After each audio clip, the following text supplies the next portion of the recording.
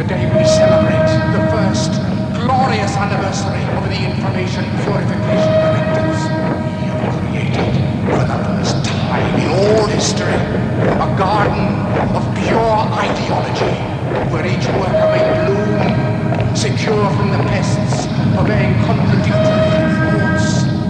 Our unification of thoughts is more powerful a weapon than any fleet or army on earth. We are one people, with one will, one resolve, one cause.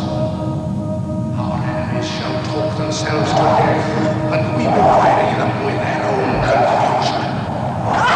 We shall prevail. On January 24th, Apple Computer will introduce Macintosh. And you'll see why 1984 won't be like 1984.